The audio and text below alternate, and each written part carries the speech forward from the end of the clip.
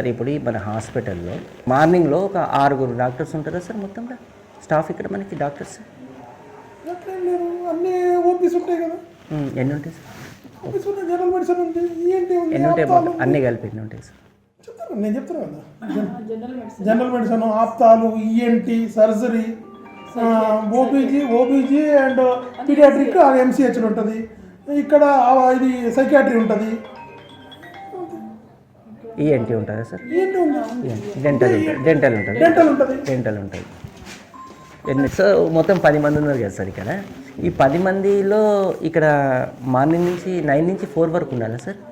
ఉండాలి. మరి ఇప్పుడు ఈ మెడికల్ కాలేజ్ ఉంది కాబట్టి అక్కడికి అందరూ పోవచ్చా, కొంతమంది మాత్రమే పోయే చెప్తారో అక్కడ ప్రిన్సిపల్ గారు రోస్టర్ వేస్తారు. ఈ క్లాస్ వీళ్ళు చెప్పాలి, ఈ క్లాస్ వీళ్ళు చెప్పాలి.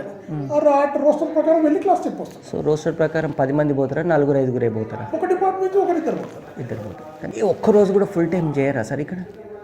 ఫుల్ టైం అంటే 24 hours డ్యూటీ చేసి లేదు సార్, 9 to 4 ఉంటారు. 9 to 4 ఉంటారా సార్? వెళ్తుంటే మండలం దాబారించాం.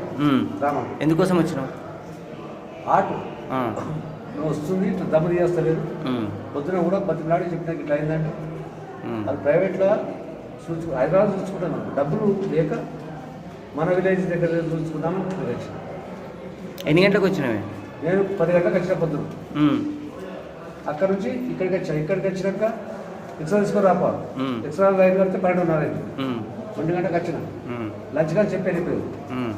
వచ్చాక చూస్తామని వెళ్ళిపోయారు.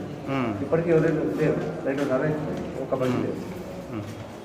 స్క్రీన్ టైం రాకపోతే 1 గంటకి వెళ్ళిపోతాడు ఉండడానికి అక్కడ వాళ్ళు అంటూ.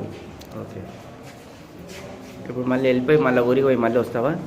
ఊరికి రా. నేనేమో చేసేది హైదరాబాద్లో అగ్రికల్చర్లో డిఎస్పీ దగ్గర యాదగిరిరావు దగ్గర డ్యూటీ చేస్తుంది. కాంట్రాక్ట్ చూపించుకొని వెళ్ళిపోతాను. ఇప్పుడు ఎంత? 2 అవుతుందా? 2:30.